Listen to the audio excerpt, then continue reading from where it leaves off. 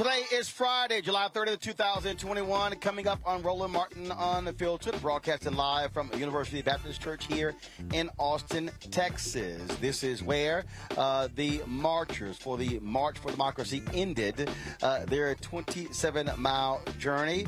Tomorrow, they head to the state capitol for a massive rally that we'll be covering live here on Roland Martin Unfiltered. We'll show you also some of today's news conference that featured a number of people, including Reverend Dr. William J. Barbara Arnwine, Reverend Leas Theo Harris, Reverend Jesse Jackson Sr., and Beto O'Rourke. Also on today's show, a lot of people are going to be facing eviction notices very soon as a result of COVID, what the White House is now trying to extend to give them some aid. Here in Texas, you have Greg Abbott, the governor, of course, doing his part to make excuses for targeting migrants in this state and using COVID as his cover.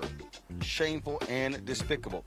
Also on today's show, we'll have an update on the arrest of Nekia Trigg, the woman who was accosted in Mississippi, where a cop laid literally on top of her to detain her. Also, the Aurora police officer. Oh, yeah, remember we showed you the body cam video of him beating an unarmed black man? Well, guess what? That cop has quit. Yeah, no shock there from that thug. And guess what? The widow of the Haitian president, Jovenel Moïse, his wife says she may run for president. Also, in our Education Matters segment, we'll talk with Congressman Jamaal Bowman about the Green New Deal for public schools. Folks, it is time to bring the funk from hot Austin, Texas, on Roland Martin Unfiltered. Let's go. He's got it. Whatever the miss, he's on it. Whatever it is, he's got the scoop, the fact, the find. And when it breaks, he's right on time and it's rolling. Best believe he's knowing. Putting it down from sports to news to politics. With entertainment just for kicks, he's rolling. It's on go, roll, y'all. It's Roland Martin, yeah. Rolling with Roland now. He's funk, he's fresh, he's real, the best, you know he's Roland Martin now.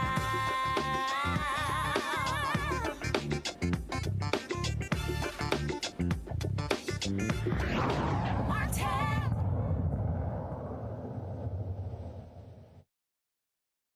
All right, folks, welcome to Roland Martin Unfiltered, broadcasting live from University Baptist Church here in Austin, Texas. This is where the marchers of the 27-mile sojourn from Georgetown, Texas, to Austin ended up today. And everything started off. Y'all can go ahead and go to our drone shot if you see it there. Everything started off here at the North Austin Muslim Community Service. Sorry, folks. There we looks like we lost the shot there, so we're going to go ahead and get that back. And so this is where I think we should have it now. This is where everything started at the North Austin Muslim Community Center in North Austin. That's where we, of course, were yesterday as well.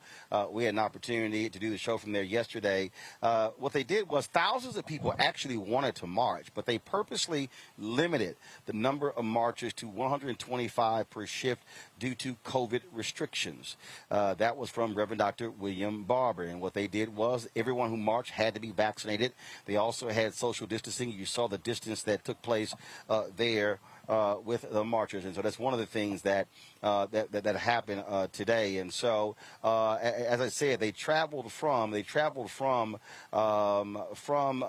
church into the city to University Baptist Church. This is where we ended up. Of course, they were a rowdy bunch, if you will, chanting along the way, singing movement songs, freedom songs, and so all of those things were actually happening during the course of the day. It took us about 6 hours or so to travel the distance, stopped several different times.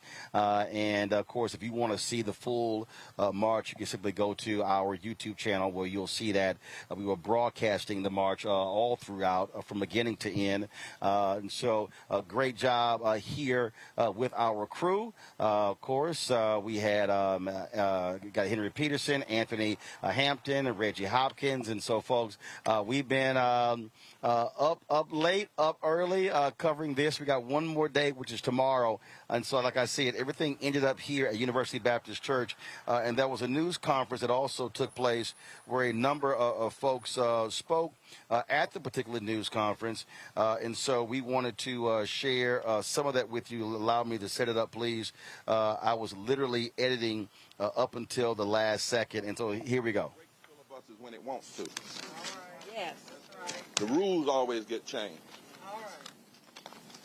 And if we hadn't broken filibuster, we wouldn't have a civil rights law. That's right. That's how we got. They broke the filibuster. But then it was a courage. At least you had to stand on the floor and defend it. Right. This is a coward filibuster. That's right. Yes. Ain't no courage in it. No. Any man or woman that calls themselves a man or woman should be ashamed to stand behind. Yes. It's weak. Yes, sir. It's puny. Huh? But we putting Supreme Court justices on the Supreme Court for life with 51 votes. That's right. We passed the COVID relief bill, which we should have, with 51 votes. Yes. They're talking about a reconciliation infrastructure bill with 51 votes. Well, if all of that can be done with 51 votes, you can save this democracy and voting rights with 51 votes. You can pass living wages with 51 votes.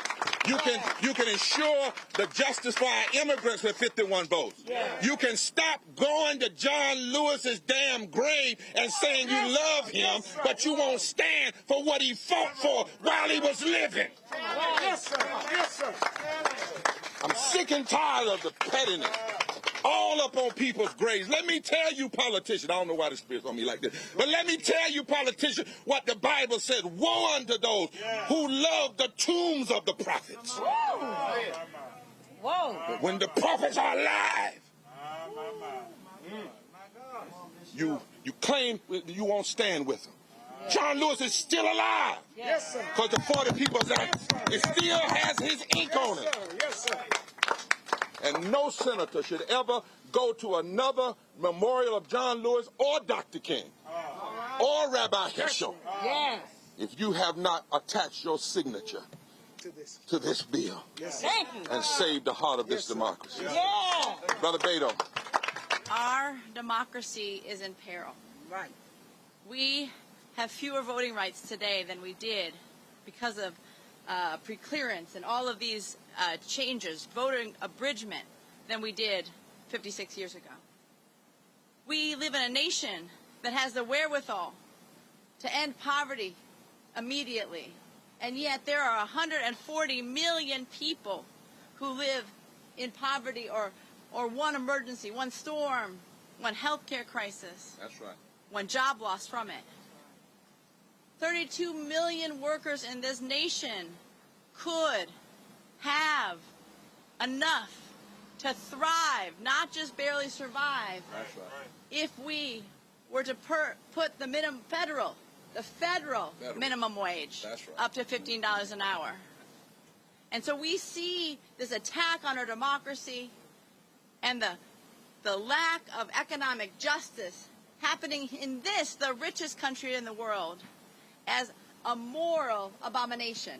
Yes. It has been powerful to march these 27 miles with the people of Texas. Yes. And I am here to tell you, people are ready That's for a right. moral resurrection. That's right. That's right. People are ready Yeah. to save the soul of this democracy. And Reverend Liz always reminds us of those numbers. In Texas, there are 12.6 million poor and low wealth people in this state.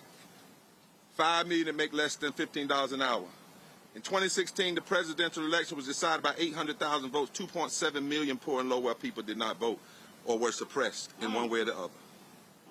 30% of the electorate is now poor and low wealth. It wasn't that way in 68, Dr. That's right. Reverend Jett. 30%, 65 million. In 15 states, including southern states, if poor and low wealth people who are already registered to vote, not new registered, already registered, would vote at 1 to 22% higher they could turn states from Michigan all the way to Texas. But any voter suppression undermines that. Right. And then that undermines policies like living wages and health care. Now, there's a sister, Freddie Haynes and I were talking about her the other day. She's about 6'7",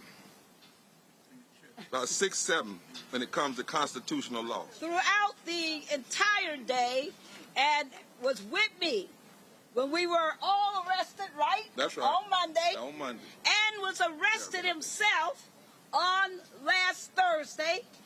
Daryl Jones is also one of the pillars of our movement for justice. Well, I want to just say two things really quickly. One, the President of the United States has to stand up in this moment. He cannot say this is about what some senators may not want to vote for. He has to bring his power to say that you got to vote. He has to say, oh, Schumer, no recess. None. You haven't even done your job. You don't deserve a recess until you save our democracy. That's right. Until you put the For the People Act on his desk. He should say nothing happens until I have this bill on my desk and I sign it. Nothing less is acceptable. The other thing I want to say is that the people of this nation are rising up. They're not sitting back and taking some kind of okey doke.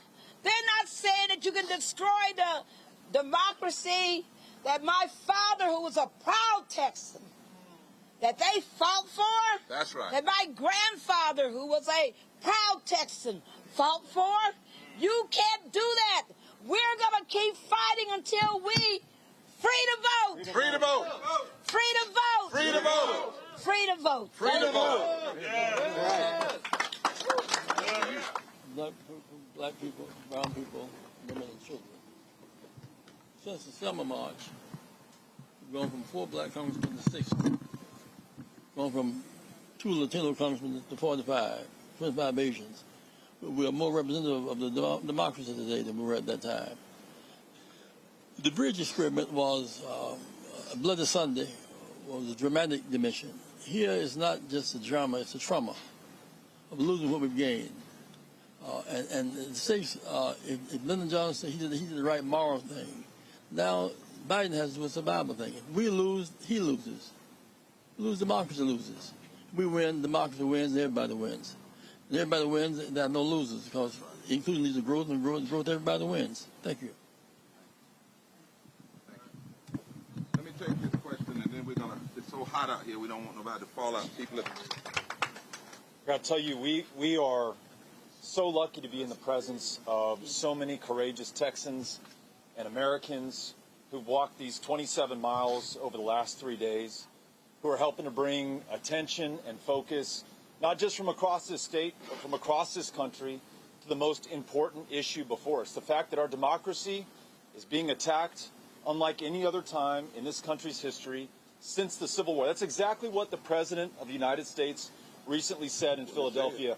What he has not said, and what we have the power to say now for him, and hopefully to get him to say, is that the next step of political courage is to make sure that we get the For the People Act through the Senate. As Bishop Barber said, they've made exceptions to the filibuster for fast-track trade deals. You can pass them on a 51-vote majority. Yes, sir. For budget deals, 51-vote majority. For Supreme Court judges, 51-vote majority. For federal judges, 51-vote majority. We're asking for just one more exception, a 51-vote majority for voting rights legislation. If we fail at this moment of truth, we do not just fail the Democratic Party or the Republican Party or the generation alive today. We fail this country and every generation that follows ours, because Abraham Lincoln called us this the last best hope of earth. And we have inherited the struggle and the sacrifice of everyone who has come before us. And we either make the most of it now at this moment of truth, or we squander it forever. The folks on this march, and even more of them who are coming tomorrow, 10 a.m. in front of the state capitol to rally for the right to vote, these people will not be found wanting or lacking in courage at this moment of truth. In fact, We are trying to give the president the power he needs to make this his undying, unyielding, uninterrupted focus until we pass the For the People Act, get voting rights in this country, and protect American democracy for the next generation. That's what we're here to do. Now, folks, at today's news conference, I did ask Reverend Dr. William Barber with regards to this whole issue of the White House not meeting with Texas House Democrats. What he thought about that. Remember, just yesterday, we had Representative Collier and Representative Sophronia Thompson who told us at the White House, well, President Joe Biden had yet to meet with those 50-plus Texas House Democrats. Vice President Kamala Harris has a couple of times, but not President Joe Biden. Listen to what Reverend Barber said in response to my question. President Biden ought to put him on Air Force One, fly him to Texas, have a meeting on Air Force One, that's federal land, right? Yes. Yep. Huh? Yes, sir. Dare the constables here to come on there and get them, and then have a rally with them, a meeting with them, and then go back with them to the well of the Congress, and have those Texas legislators sitting right there in the front. He's got to, because they have power, and he has more power than he's using. Yeah. He's got more power. I had a chance before he was elected. I'll get you, Reverend. I had more before he was elected. I did a Easter program with him on his podcast. And I said to him, what you think, what your political consultants might be telling you is possible is going to fundamentally change through this pandemic. You check the record. I said this pandemic is going to open up pain and expose pain, poverty pain, race pain in a way that will give you an opportunity because you can see it. This fight for voting rights and the fact that the filibuster has already been used to block part of the COVID relief plan that would have lifted 32 million people, the people who had to go to work first, got sick first, got infected first, and died first, and now it's threatening the democracy. I said to him, you will have your Lyndon Baines Johnson, Kennedy Lincoln moment presented to you. I said this in March, Jesse. I don't know why the Spirit says say that.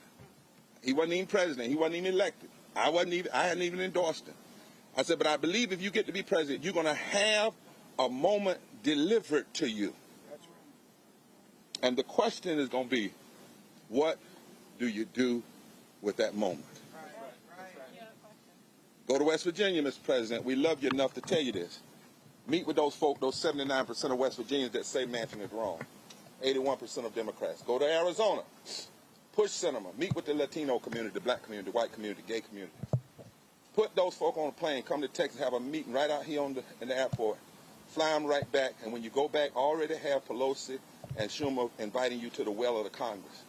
And I guarantee you, if you take this to the well of the Congress, it will well up a sentiment of resurrection and transformation in this country, and you will be able to do more than you even think you can do now. But you got to give the leadership. All right, folks, let's go to my panel. Joining me right now is Nekia Joseph. She's an immigrants' rights activist.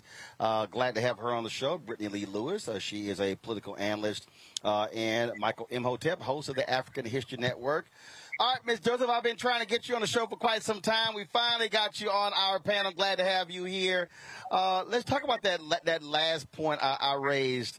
Let's just say after the news conference, literally right after, a phone call came into Reverend Jackson's cell phone from the White House. And they were, I won't say they were happy to hear what Reverend Barber described in terms of the pressure putting on, but they clearly were listening and got the message. And you're seeing that now. You're seeing Senator Chuck Schumer say that he may not allow them to go on recess. He may keep them in to vote on this bill. The external pressure that is being brought to bear is working because it is forcing these Democrats to reckon with the unrest in the streets on the issue of voting. Right. Absolutely. And I think it's time. You know, this idea that there isn't more that could be done is preposterous, right? We are living in 2021. We're not living in the 1950s and the 1960s of the civil rights movement. And so this idea that the Biden administration couldn't meet, I mean, yes, you mentioned Vice President Kamala Harris did, but this idea that the president couldn't, why is that, right? This is one of the quintessential issues that is impacting us in this country today. Voter suppression is real. This idea that Black and brown and indigenous people, communities of color that have been historically disenfranchised are currently under attack again because we've always been. So why not find the time? Why must we take into the streets, right? Taking to the streets is always a good idea. Dr. King said, rioting is the voice of the oppressed, right? When we are oppressed and feel as though there's no other channels, that's what we do. We take to the streets. But I feel like it shouldn't have even gotten to that point. Voter suppression is a real issue that's impacting us in 2021, not just in Texas, but in Georgia and other states across the nation. This should have been one of the administration's first things that they did on day one, because during the campaign cycle, we saw a host of promises that was being made time and time again. We saw John Lewis's name, may he rest in peace, being uplifted over and over again by individuals who otherwise wouldn't have supported his life's work and much of the things that he fought for in regards to voting rights. And so when you hear Reverend Barber say that, right, he literally said that there's individuals who are invoking the name of Dr. King, Ralph Abernathy, John Lewis. We have different people that are being uplifted, but yet you don't want to keep their legacies alive, right? It's time that the president meets with these individuals who are on the ground, whether that be politicians, activists, and organizers, or just invested Americans who do not want to see their right to vote be infringed upon. That meeting should have happened yesterday. The thing here, Michael, that is quite interesting is President Biden has not called these holdout Democratic senators to the White House to specifically talk about the Voting for the People Act, the John Lewis Act. They keep talking about also this John Lewis Voting Act. The problem is it hasn't been written. Right. So what the hell are we talking about if we don't even know what is in it? And so essentially what Democrats are doing is they're negotiating against themselves on this for the People Act vote. We're hearing, and now they're talking about remove the dark money provisions out of the bill and some things along those lines. What Barber and others are saying is, no, you fight for every single element that's in the bill, and if you have to give up something, you do it at the absolute last minute. You don't do it at the beginning of a conversation. Yeah, so there are different aspects of this, and there's a time element also, because you have in September, we know that the federal budget runs out. You're going to have a debate over the debt ceiling. We know that August recess is coming up. Now, Schumer is signaling that he may suspend the August recess, which I think he should. At the same time, we know that the House goes on recess. I think it either today or next week, something like the House goes on recess. So you have all these different dynamics. If you have to remove the dark money provisions and things like that to get the bill passed, then you get that bill passed now and then come back and get those other parts later. This is really, you have a lot of moving pieces, and this is really complicated. And one of the things that this march is doing is shedding light, because I've been covering this march. I've been talking about it for the past 2 days on my show as well, letting my people know about it also. Mainstream media is starting to talk about it more. I saw more coverage yesterday. But one thing that I see still missing, and we've talked about that here on this show, Roland, one element that's a powerful element that I still see that's missing is corporations are still very silent on what's taking place. I agree with what you're talking about and pressure on Biden, and Biden should step up more and things like this. And Biden has signaled that he supports a standing filibuster as opposed to the filibuster now, all that. But I see that corporations are still very silent. Also, I see with this movement here in the Poor People's Campaign, and to me, Reverend William Barber is a modern-day Dr. King. I see them expanding the conversation to beyond just African Americans. This is something that we've talked about here. And because this impacts everybody, college students, the elderly, the 38 million disabled Americans who are registered to vote, they're going to be impacted by this. This impacts Latinos, Asian Americans, Native Americans, LGBTQ.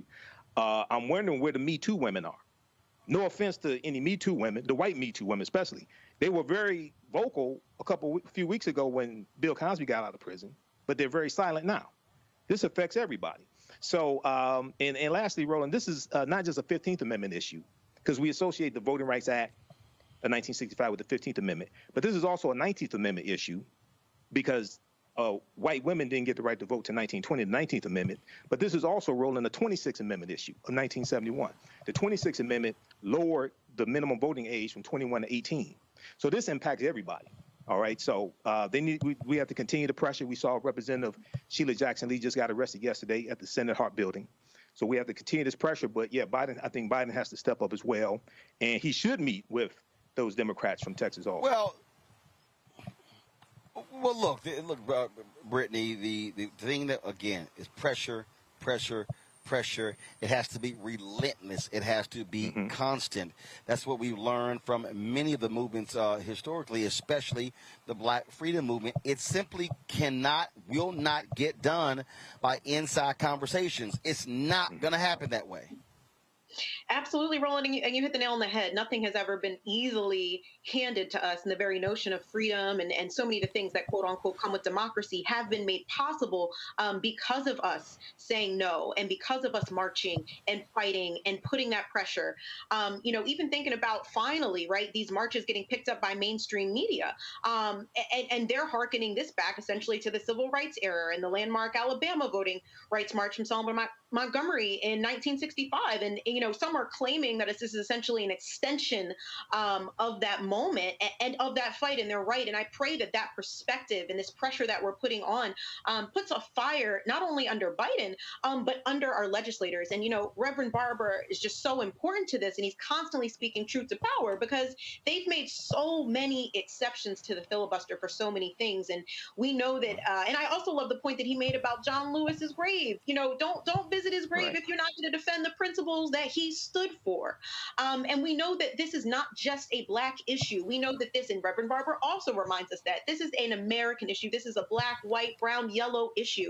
And it is a moral cause that we have to stand up for. Not to mention the fact we know that the Constitution, the 15th Amendment, says no state or entity can deny us the right to vote. And more than 56 million Americans use different processes to vote other than going in person on Election Day. So, and the fact that we have legislators fighting tooth and nail on some false claim that hasn't been proven that there is election fraud is absolutely ridiculous. And, we need to end the filibuster. We need to pass all of the provisions in the For the People Act. And I hope Biden I hope Biden takes this call seriously, because I think if he doesn't, it's going to have serious consequences moving forward for him and all of us.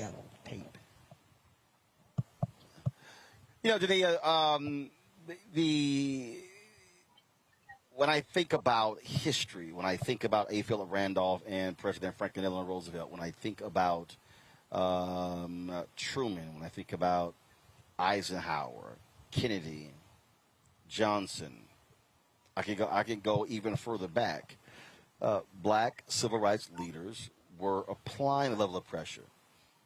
Abraham Lincoln didn't just go, oh, he's the great emancipator. No. He was getting his ass whooped by Frederick Douglass. And that's the thing that I think we have to always remember, that we've had leadership that was not willing to capitulate and be happy with an invite to a meeting.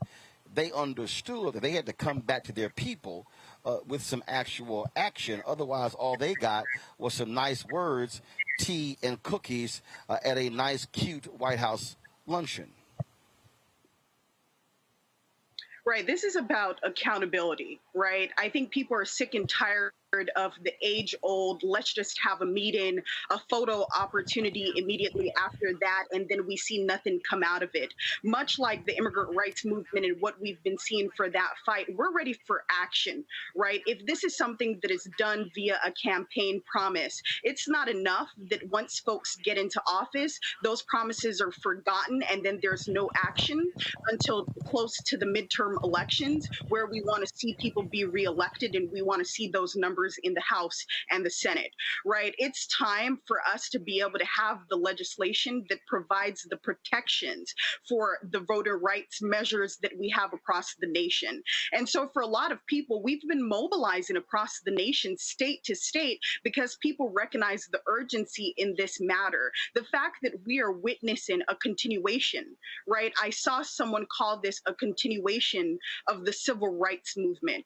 Are we not ashamed as a nation in 2021 to be able to call the actions, the voter suppression actions of Governor Greg Abbott in 2021 to be a continuation of what we saw with civil rights suppression? This is something that we need to work on immediately, because the more that we continue on, we see state after state getting these same ideas and want to infringe upon voting rights based upon this idea, right, that was perpetuated by the previous administration, that there was somehow some sort of a voter oppression that took place to members of their party that prohibited them from having their ballots being counted, when we know that most of the states counted their ballots not one time, not two times, but three times. This idea that a lot of folks have been perpetuating, it really needs to stop. And I think it's time that we start to correct those narratives, that we move beyond the meetings, that we have action. And I think one thing that we need to remember, this party, the Democratic Party, oftentimes perpetuates this idea of bipartisanship, right? Something that we have to recall is that for the Republican Party, whenever they're in power and have control of Congress, both houses of Congress or even one chamber of Congress, they tend to act alone. They pay no mind to bipartisanship. They simply act. In fact, we saw the Trump administration continue to refuse the orders that were being handed down from the courts. They just ignored them, right? So why is it that we're not fighting more to simply not worry about bipartisanship, but to protect what's right and should be protected in this nation, which is voter rights? Michael, look, August 6th is the anniversary of the signing of the 1965 Voting Rights Act. Right. Reverend Barber and others wanted a bill signed by that particular anniversary date. Democrats cannot wait till October, November, and December, because you need time to also implement the actual bill if it is passed. And so that's why you have this level of pressure, because the event is happening tomorrow at the state capitol.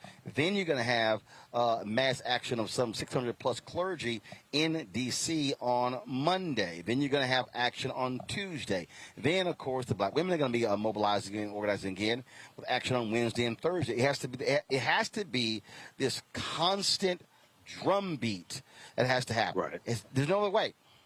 Absolutely. It has to be continuous pressure, continuous education, and expanding the conversation and showing how these different segments of the population, how they are all impacted by this. Too many people look at this fight, as the other panelists have been saying. They look at this fight as a black fight. They look at this fight as, the 1965 Voting Rights Act. Okay, that's a black thing. That's Dr. King and that's John Lewis. That's the Edmund Pettus Bridge. No, you have to make this direct and targeted and show how this impacts elderly white people who vote through mail-in ballots, how this impacts Latinos, how this impacts this 38 million disabled Americans who are registered to vote. Now, Vice President Kamala Harris did meet with members of the disabled community, I think it was 2 weeks ago at the White House. But you have to show how all these different segments that have massive organization all across the country, because we're being targeted in 48 state legislatures, even though a lot of these bills are not going to pass in like state legislatures where Democrats control it and you have a Democratic governor. But still, the attack is in 48 states, probably 50 states. So the mobilization has to be in all across the country as well. And lastly, we have to put relentless pressure on these corporations who we spend dollars with, and they finance Republican candidates that are working to suppress our vote. We have to put pressure on them to put pressure on these Republicans to shut this stuff down also. None of them have said, if you pass these bills, we're not going to give you any more money. Okay, so we have to continue the mobilization and putting pressure on these corporations as well. Brittany, again, we're moving towards this path. Again, tomorrow it's wide open. They put no limitations on tomorrow. They are expecting several thousand people at the Texas State Capitol. It will all kick off actually with a 151-car caravan representing 151 years of action. And so we'll take going from Georgetown, Texas, which is 27 miles away, coming into the state capitol, actually going to be led by a hearse. And then they want that to actually symbolize that voting rights could be DOA if Congress does not act. The thing that also I find to be interesting by the way, Willie Nelson is also going to be performing tomorrow at the rally. And I got to ask, and with that, I actually, his was interesting. And Willie Nelson is obviously a Texas legend, known across the world. And when I remember the Selma to Montgomery March, Harry Belafonte recruited a lot of entertainers who actually came and performed. I mean, I got to be honest with you, I am very disappointed by the lack of presence from many black folks in the entertainment community with what is going on here. Yep. Yeah, I completely agree. And I think a lot of our artists would do well to think about what our artistry means. And I think so many within our community would argue that we don't have the luxury of quote unquote being apolitical, right? And to be apolitical is to actually be political, right? It's to take the side of the oppressor. And in a moment that is so important, because we know without voting, so many of the things that we care about, whether that be education, housing, unions, federal minimum wage, whatever it may be, we can't address those things if we don't have the very bridge or the very tool to do that, which is our voting rights. So I am also completely disheartened. And I wish I could say I'm surprised, Roland, but I'm not. In light of so many of the things that we've been seeing in the press with some of our artists, I'm a bit disheartened, but I'm not surprised. And I pray that they recognize that they have so much power that they can wield to make a difference, not only in our community, as Black community, but in the nation and in the world, if they would use their platforms. Yes, it's great that Willie Nelson is going to be there, but I would love to see way more people come out that have that power. And that's the thing right there, Nekia, that I think, and again, I'm not one where you'd say, oh my gosh, you got to have celebrities involved with anything and everything. But I do believe, and again, I go back to all these folks, boy, they were out here and they were talking and posting and the emotional in the aftermath of George Floyd's death. Mm-hmm. This is what we call the real work after the hype moment. Hello.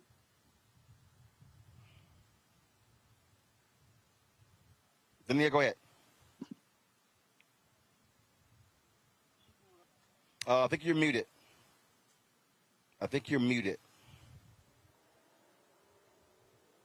Nekia, I think you're muted. Yeah, we can't hear you at all. We can't hear you. All right, so here's what we're going to do. We're going to try to fix your audio. I'm going to go to a break. We'll be back on Roland Martin Unfiltered in just a moment. Same forces that are trying to pass these bills across the country, but here in Texas, to, yes, suppress, to stop, to undermine the vote. The same folk that block you from having living wages are the same folk that wouldn't fix your utilities problem. In this time, when our voting rights are under attack and economic justice is being denied, we're launching a season of nonviolent moral direct action to demand 4 things by August the 6th, the 56th anniversary of the signing of the Voting Rights Act. Number 1. end the filibuster. Number 2. Pass all provisions of the For the People Act. Fully restore the 1965 Voting Rights Act. And number 4, raise the federal minimum wage to $15. Pass the For the People Act. That is the last best hope for voting rights, not just in Texas, but Georgia, Florida, and about a dozen other states. Pass the John Lewis Voting Rights Bill and the For the People Act. Let our people vote. The Latinx community is the rising electorate in Texas, and our representatives are threatened by these shifting demographics. Our pathway to citizenship, to a living wage, depend on our access to the ballot. This is not just a black issue.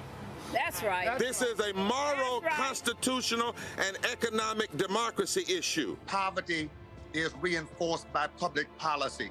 And what happens in Texas, as well as in America, we create policies that perpetuate poverty, and then we criminalize the poverty that we create.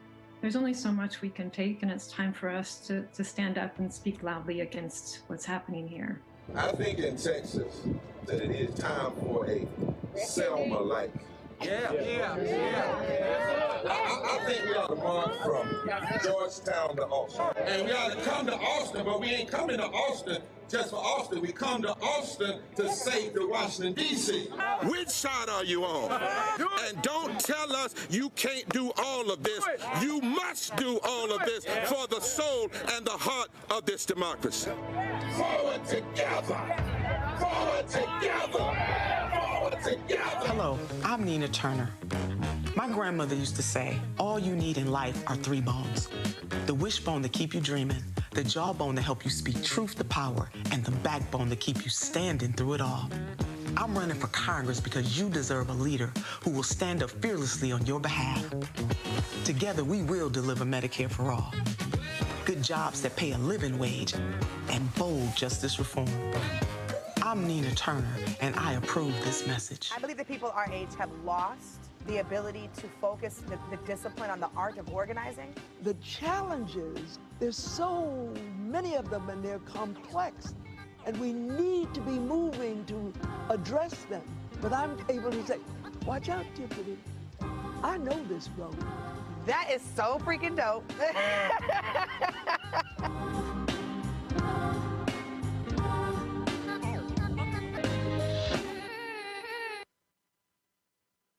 Hello, I'm Bishop T.D. Jakes. Hi, y'all doing? It's your favorite funny girl, Amanda Seals. Hi, I'm Anthony Brown from Anthony Brown and Group Therapy. What up, Lana Well, and you are watching Roland Martin Unfiltered.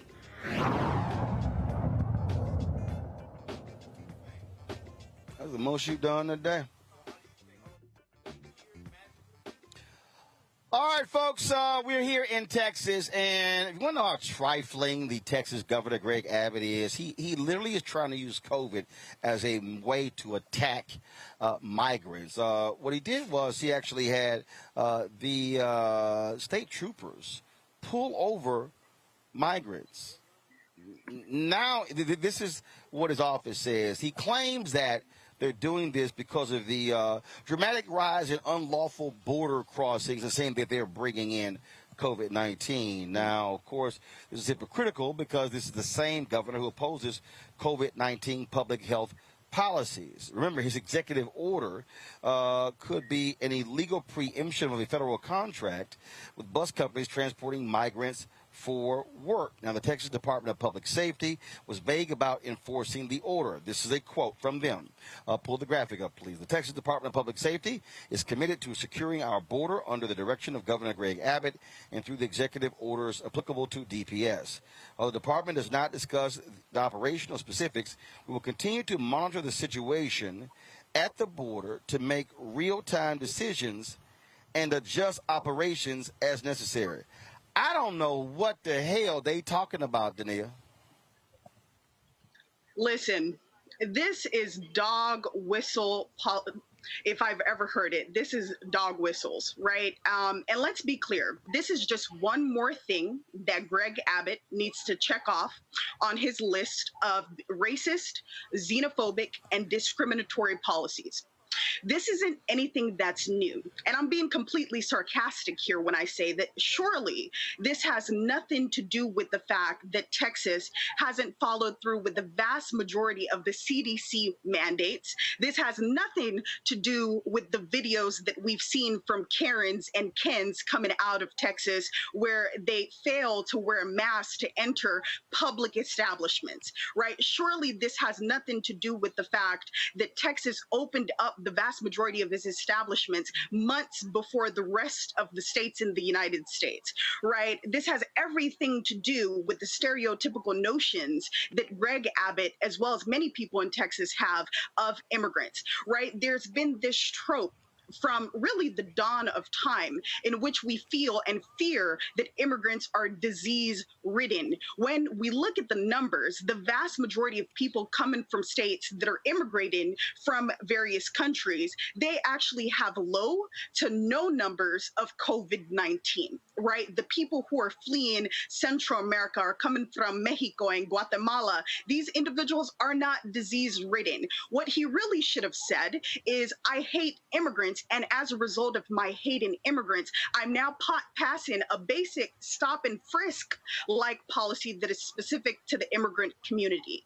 And let's be clear, we've seen this before. This is basically 287G. For those of you who do not know, 287G was actually a section taken out from the Immigration and Nationality Act, right? And then it became law in 1996. And what 287G did was allow the Department of Homeland Security to work with local and state law enforcement and deputize them so that they could act as immigration officers, right? And basically allow them to be able to detain people. Now, the problem with that, amongst many other things, is that U.S. citizens were actually caught up in this. Based on the stereotypical notions that law enforcement has of immigrants and who immigration impacts, they were racially profiling members of the Latinx community. And as a result, as of 2017, based on the 2002 starting point of this policy, they actually had detained, or they had 2,800 U.S. citizens that they had accused of being undocumented, and detained of that 2,800, 214 U.S. citizens because they thought they were undocumented. I think we all remember the story of the man who was held in a detention center here in California, and it's happened across the nation as well too, where U.S. citizens have been detained for extended periods of time until they can provide their documentation, whether that be naturalization papers or their U.S. passport, right? So this is a dog whistle. All he wants to do is infringe further upon the constitutional rights of immigrants. And I know what people are thinking, wait a minute, the constitutional rights of individuals who aren't U.S. citizens. Yes, the constitutional rights of immigrants. Anybody who remains in the United States of America is considered to be protected under the U.S. Constitution. This is a violation of us as immigrants and our constitutional rights. And all he's trying to do is enact one more xenophobic policy. This has absolutely nothing to do with COVID-19, because as we know, the reason Texas is facing the surge of COVID-19 cases is as a result of their own negligence and the negligence of their governor, Greg Abbott. Well, you brought the funk there. What we're definitely seeing here, Brittany, we're seeing Republicans play their white fear game. We see them attacking people of color, and this literally was Donald Trump's entire playbook. Absolutely. It's very on brand for the Republican Party, but of course it's very on brand for Governor Abbott. But it's no less disgusting. And we know that, as was mentioned earlier, migrants are not the cause of a dramatic rise in COVID-19 cases. He is literally using immigrants as a scapegoat, which is on brand for the United States and its history, for really terrible conservative leadership and the handling of the virus. We know that this policy is racist. It's illegal from a constitutional perspective, which was brought up. And then it's also, Roland, logistically impractical.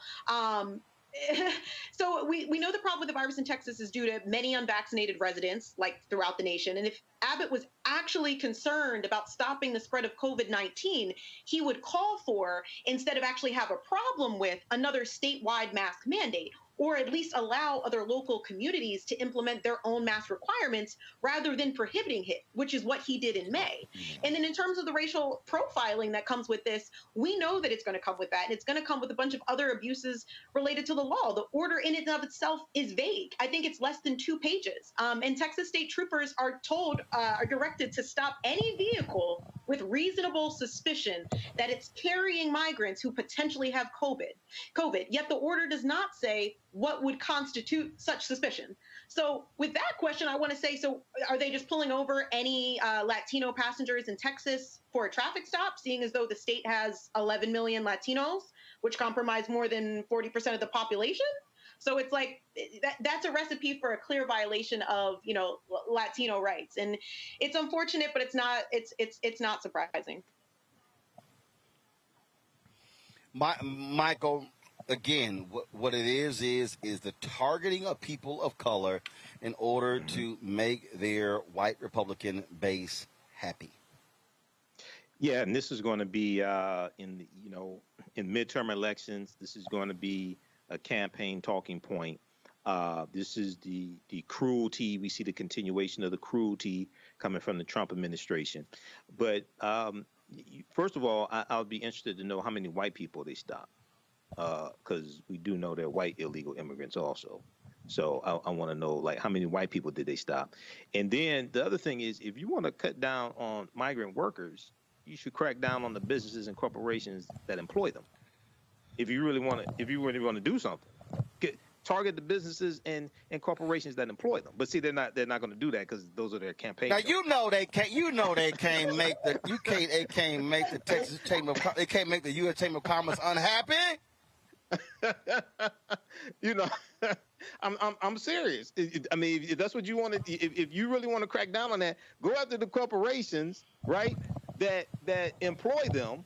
Okay, and then you should probably also, if you want to crack down and reduce the need for migrant workers, you should probably only eat food that you grow yourself.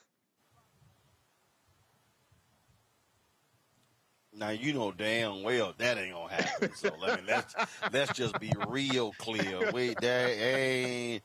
You can hang that one up. You know these folks ain't doing none of that sort of stuff. So. We certainly again are going to be looking at this story and following what happens next. It's shameful the things that are happening in my home state, and again it's all because they boy lost. That's why they mad. Let's talk COVID eviction moratorium. Of course, Sunday is a deadline when millions of renters could very well get kicked out because they're late, they're behind in their payments. And the CDC's current eviction moratorium is going to expire. As we speak, House Democrats are meeting, and one of the leading folks there is Congresswoman Maxine Waters. Here is Speaker Nancy Pelosi speaking on this issue.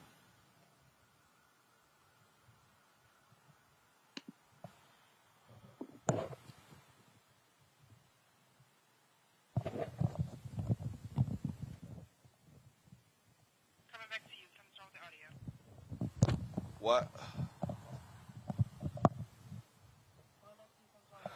Okay, guys, we're having an audio issue with that soundbite. Brittany, we are still dealing with the reality of COVID. And there are people who are still being impacted economically. Yes, and there are also people who are losing money who own these buildings as well. But here's the problem. You throw them out, where are they going to go? Absolutely. And then if you throw them out, if they have jobs, how are they still going to be able to go to their jobs and live? What happens when they have kids and you throw them out? I mean, this is the crisis we're dealing with that COVID has exposed in America. Yeah, absolutely. I mean, you hit the nail on the head. And I think what COVID has done is essentially called into question American exceptionalism and this notion of how great America really is. Because when we see millions of people being evicted from their home because nothing gets done and the moratorium comes to an end, then what? You know, we make all of these comments about what other countries don't do well and they don't house their citizens and they don't do this and they don't do that. And yet we have plenty of empty homes, condos, apartment buildings. But yet we are about to have we already have homelessness pre-COVID, but we are about to have a mass exodus of folks who have nowhere to go. And I really feel like the administration has not done a good enough job to push Congress to extend the moratorium.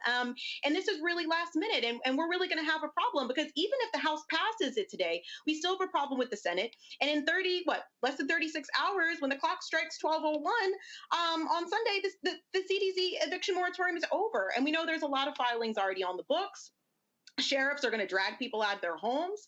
And what's really unfortunate about this, Roland, is we're talking about there was $47 billion in rental assistance that was supposed to go into the hands of renters and landlords that are struggling with, let's say, mortgage payments. And I think the number was that it's only been about 7% of that money has actually been allocated, whether that's because of like problems with like bureaucratic red tape, states and local communities not doing enough or not having their programs being utilized in the right way.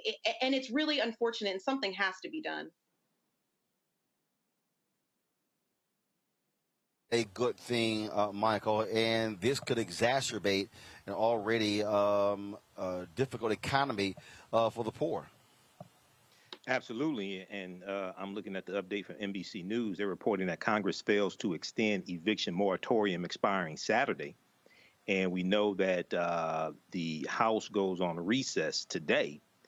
They're reporting that Maxine Waters, who spearheaded this bill, she's at odds with Speaker of the House Nancy Pelosi. So, I was reading another article about this and objections from one of the Republicans and things like this, and you notice Republicans haven't stepped up to help with this at all. I mean, keep in mind, no Republicans in the House or the Senate voted for the $1.9 trillion American Rescue Plan in the first place. So, yeah, bro, this is catastrophic. Personally, I don't think they should leave for recess until they pass this bill. But yeah, bro, this is catastrophic. You're going to see. I don't know what they're going to do after this. Past this, brother. This is catastrophic. But at the same time, man, we knew that the moratorium was expiring July 31st, and I think there may be information I don't know, but I think Democrats should have taken initiative before now to get a bill passed to extend the moratorium, to get it passed through Congress, because that's what the U.S. Supreme Court ruled. Well, go ahead. That's what the U.S. Supreme Court said when But Michael, this is Congress doing what they do. They always wait to the last minute. Yeah, well, I understand that, but I'm saying this is too serious to wait to the last minute. You can't wait till the last minute. That's everything. Yeah. This is what they do. They are very good at waiting to the last minute. I mean, they're excellent at that. They're just very good. Just like, I was like, I know we got stuff to do, but okay, we'll go ahead. We'll just wait till the last second, and they try to figure something out. I agree, but this is too serious for that. No, there are a lot of serious issues, but this is what they do. They wait to the last moment. I agree. I agree. You see this on any issue. I mean, we've seen this on DACA. We've seen this. I mean, I can go down the line. I mean, it's like, y'all, what the hell do y'all do? I just want more legislators who have been homeless, who have gone, many days without having food, without having health care, without having these things. Because I honestly think, Roland, that these folks Boo, you asking for a lot. Have no concept of what folks are going through. Lord, Nekia, if we actually had some folk in Congress who've been homeless before, a whole hell of a lot would change in America. Okay. Listen, and that's why it's important that we have some of the Congress members that we do, right? People like Ayanna Pressley, people like AOC, right? People like Ilhan Omar. This is the reason that it's important that we have members of Congress who actually understand the everyday plight of the American people and people who live in the United States of America and call it home. Because if you don't have that, like Brittany said, you're going to have people who are oblivious. I mean, during the height of the pandemic, members of Congress were debating whether or not $1,000 was too much money, whether or not that $1,000 and then after that the $2,000 would be too much money, and then people would decide after receiving $3,000 that they never wanted to work again, right? So there's so much that happens as a result of their lack of understanding. Maybe if they experience houselessness, right? Maybe if they experience having to leave their country, right, to flee to another one because there were no opportunities and there were violence that they were facing, so they had to flee their home, maybe they would understand that. But the privilege, it just reeks of privilege for them to have the audacity to want to recess after doing virtually nothing, right? And I could say that because I've also been waiting to see some movement in regard to comprehensive immigration reform, in regard to making sure that people have the protections that they need, given the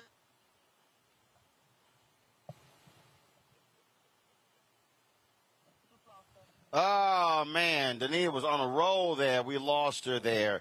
Allow me to actually do this. I want to give an update, y'all. So let me know when we actually have her back. I want to give an update on the story we told you about yesterday. That's right out of Kaufman, Texas, where the cop, Connor Martin, just laid over the sister.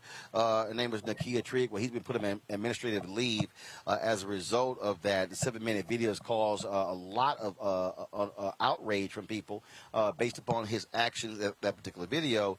And again, the outcries led to the release of Martin's unedited body camera footage of the actual incident. Here is some of his video footage. What are you crying for? Well, here, come talk to me.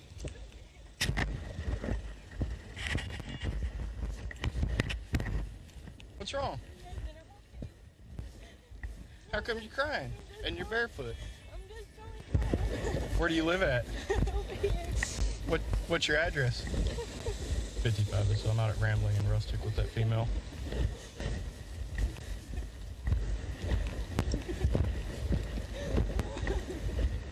What's your address?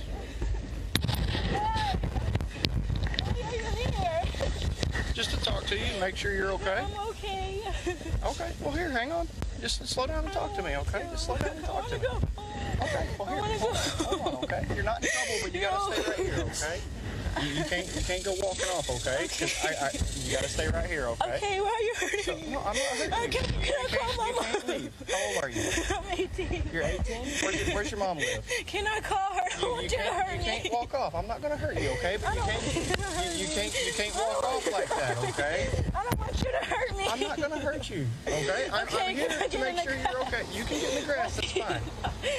So we got a call that you were jumping out in front of cars, so I can't let you go walking off on me now, okay? Can I go home? Well, where do you live? I don't want to tell you. Okay, so you can't go anywhere, okay? You got to talk to me. Okay? Let me call my sister.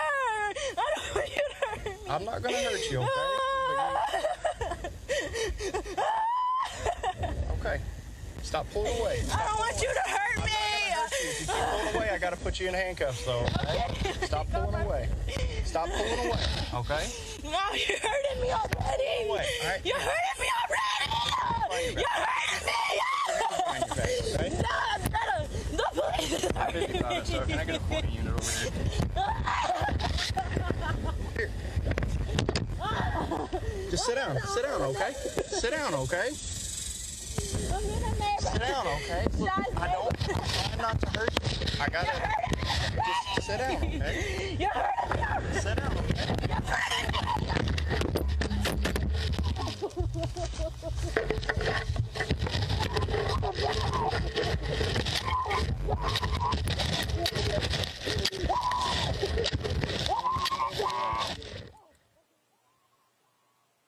Okay, Brittany, we showed the video that was shot by passerby. So when he went to the ground there, knocked his camera loose. Okay, now I'm even more pissed off from yesterday. First, he shows up on the scene. She's walking barefoot. She's crying. He does not observe her going in traffic. He says, we got calls that you were weaving in and out of traffic. He never observed that. He grabs her. I'm sorry, do you actually hear at any point in there probable cause for him to detain her by grabbing her? Then he says, I have to handcuff you. She clearly, as a lot of black people, is afraid of what may happen with the cops. And he's talking in a very calm manner. But again, why is he putting his hands on her when he has not observed her? And then he says, why are you walking around barefoot crying? I'll be honest with you, I'm from Texas. I know a whole bunch of folks walk their ass around barefoot, country as hell. Okay? But, okay, she's barefoot and crying. But why is he putting his hands on her, detaining her, and telling her she cannot leave, and then he must put her in handcuffs? Insane. My girl has a serious case on her hands with that police department. Because first off, if I'm crying, if I'm walking barefoot, as long as I'm not hurting anybody or causing any harm, it's none of your damn business. That's what I feel like doing. If you don't know what I'm going through, I could have broke up with my partner. I could have done anything. It's none of your business. And more importantly, she didn't do anything, like you said, Roland, to be legally detained or to have his hands put on her.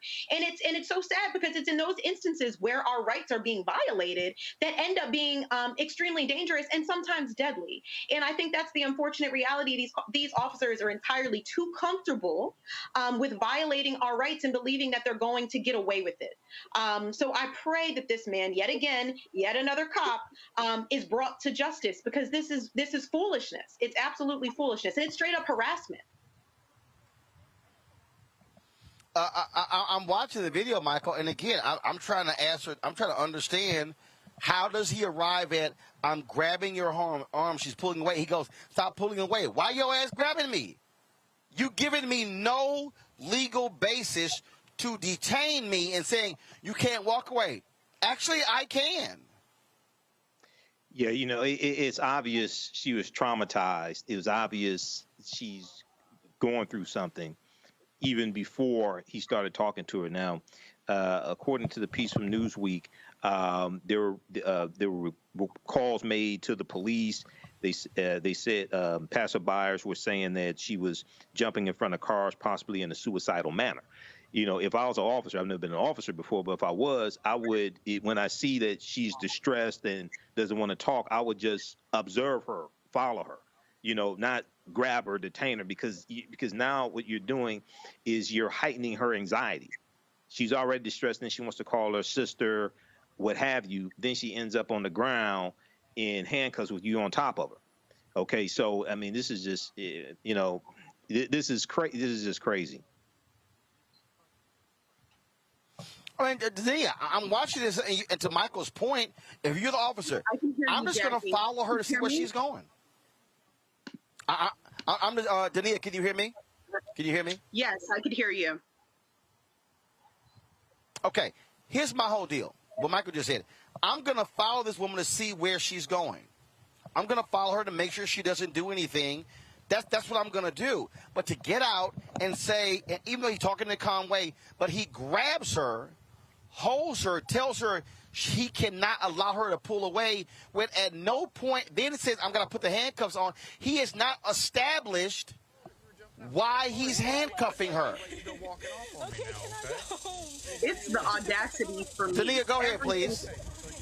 It's the audacity for me each and every time, right? The fact that you could see her fear. She was so fearful immediately, right? That's the reality of Black people in America upon seeing visual images or being approached by the police, is fear. Because we've seen where this has led to, right? We've seen people like Breonna Taylor, people like George Floyd. We've seen the outcome of videos such as this one. So this idea that he's asking her, why are you resistant? Why are you pulling your arm away from me when the first moment that you walked up to me, you were automatically trying to infringe upon my personal freedoms? And not just that, people wonder why we say defund the police. How is it that Dylan Roof, after murdering people at Mother Emanuel, could have been taken in without incident after fleeing the scene, one, and they not only did that, but they took him to Burger King to get a meal. So Dylan Roof could be taken in without incident, but this girl, who they did not witness having committed any crimes or doing anything to endanger anybody else, they didn't even see her trying to endanger herself. But the immediate response of this officer was to grab hold of her. It's ridiculous. This is why we say defund the police, because if you can take white people, mass shooters, in without incident, then why is it that when you're approaching a black person on a regular call, right, we don't know what the outcome could have been, but I'm sure there could have been questions that were asked. Are you okay? What's wrong? And when we say defund the police, it's about giving resources. Clearly, as Michael mentioned, she was dealing with some sort of anxiety, some sort of depression. We don't know. She was emotional from the moment that he walked up, but she was not violent. She didn't do anything to endanger herself or him. She was dealing with it herself.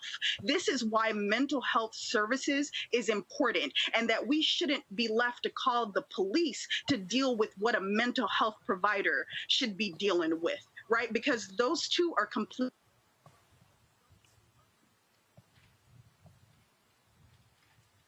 Looks like we lost Dania's signal again. I mean, she's absolutely right. I mean, look, but this is what happens when you're dealing with these outrageous cops who think that they can just do whatever in the world they want to do. All right, y'all. Before we go to this break, what I'm gonna do is I'm gonna play some more from some protesters who are actually marching today here in Austin. Then we're going to go to the break. We're going to come back. We're going to have our Education Matters segment with Congressman Jamaal Bowman of New York, talking about the Green New Deal for public schools. We are here at University Baptist Church in Austin, Texas. The March for Democracy is taking place tomorrow. We've been with it for the last 3 days. And so after I play some of these folks who are walking today, we'll go to the break and we'll be back right here on Roland Martin Unfiltered. Name, where you from? Mike Walker, Sun City, Texas. Sun City, Texas. Are you used to the sun? Am I what? Used to the sun. You bet. He is born and raised Texan and proud of it. Well, same here. Yeah, I'm Houston. Black for that. So why'd you want to be out here? Why was it important for you? It's important to represent because I have friends that can't make it. So I'm here on their behalf as well as my own. We talk about the power of voting, and we see what's happening in this state with Abbott, Dan Patrick, and Republicans. What's crazy is that it was a safe election. The Texas Secretary of State said it, and they still want to change the laws. That's right. That's right. We're going to have to change government in order to change the laws. Absolutely. Well, I'm talking to him. You trying to pipe in. I know. He has taught me everything I know. I never was this active. Really? The last 4 or 5 years. So what happened? You got her active? Yeah. Oh, boy. Lead by example. Yes. We all have rights, and we need to vote the people out and get the people in for the people. So now he got you fired up. Yes. Oh, yeah. Yeah. I want everybody to vote. Everyone has the right. Exactly right. We don't need to take it away from anybody. We need to make it easier. There are working people that need to get out and vote. Huh? Yes. Where did the march start? Lamar. No, it actually started in Georgetown. Started in Georgetown on Wednesday. We are. For Round Rock on Thursday, and then at the Muslim Community Center today. Awesome. Keep up the struggle. All right. Now we're here. Absolutely. Yes. Thank you for being out here. Oh, I appreciate it. Appreciate it.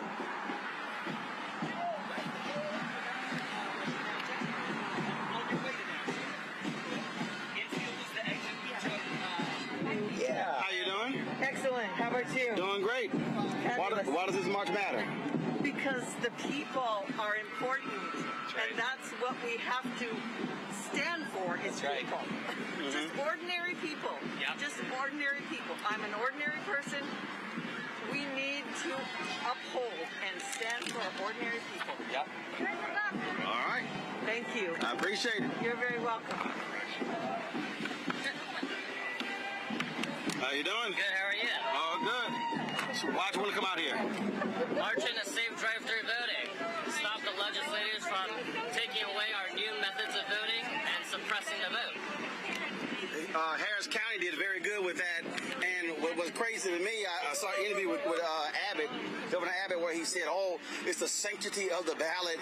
You can have your employer in the car with you. And I'm like, what the hell are you talking about? Exactly. And there's so many ways we would love to work with different people like Governor Abbott and others to improve it even more. But as you know, there were 0 instances of voter fraud this election. His own Secretary of State said there were no instances. This is the safest election they've ever had. So all these claims are baseless and are just excuses to enact more voter suppression laws in our state. Absolutely. All right. I appreciate it. Thank you. Thanks a lot.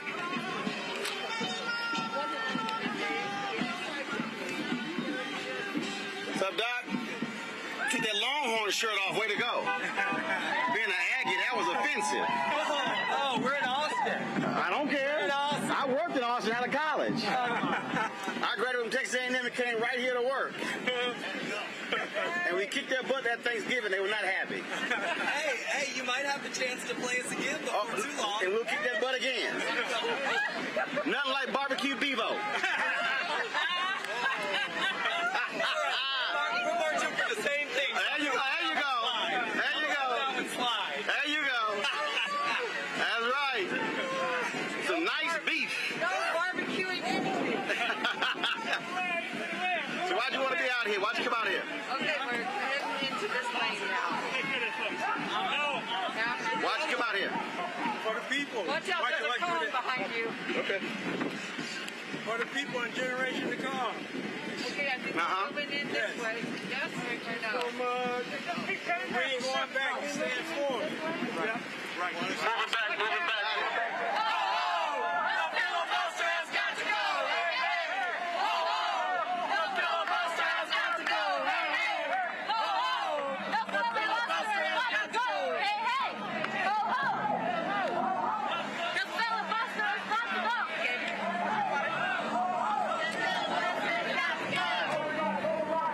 Why'd y'all come out today? Why'd y'all come out today? Well, I would like for democracy to exist when they don't. And importantly, they're going to grow up to be white men, and they're responsible to make sure that we ensure rights, particularly voting rights. All right. I appreciate it. How you doing? You doing good? All right. See that thumbs up? That's called Texas A&M Giggle.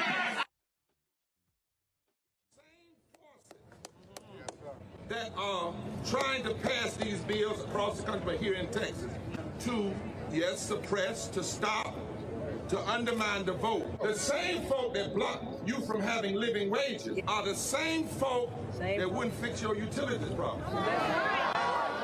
In this time, when our voting rights are under attack and economic justice is being denied, We're launching a season of nonviolent moral direct action to demand 4 things by August the 6th, the 56th anniversary of the signing of the Voting Rights Act. Number 1.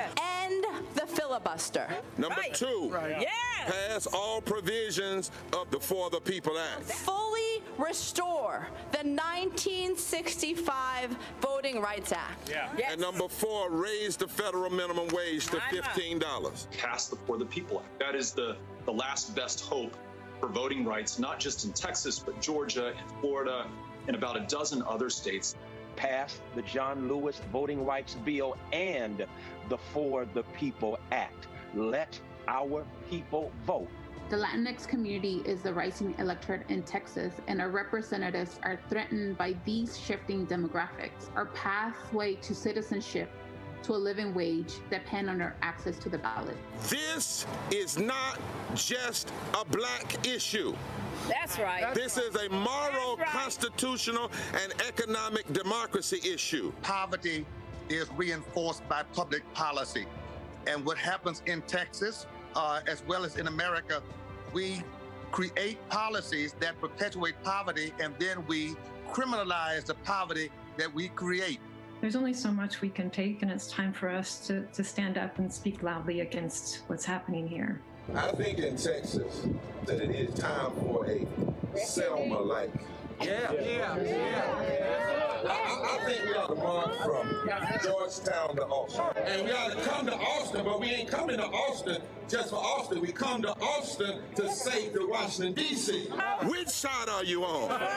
And don't tell us you can't do all of this. You must do all of this for the soul and the heart of this democracy. Forward together! Forward together! Forward together! Racial injustice is a scourge on this nation, and the Black community has felt it for generations.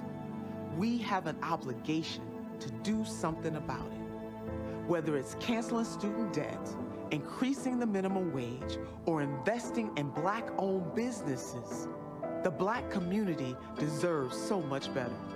I'm Nina Turner, and I'm running for Congress to do something about it.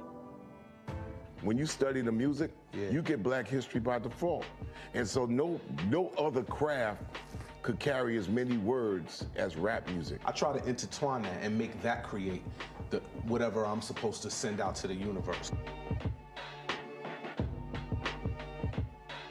A rapper, for the longest period of time, has gone through phases. I love the word. I hate what it's become, and to this generation, the way they visualize it. Its narrative kind of like has gotten away and spun away from, I guess, the ascension of Black people.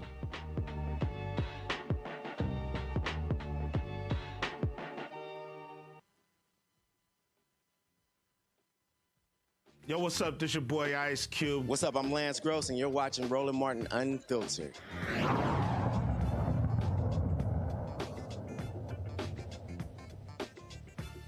You said the one at 8. Stinger.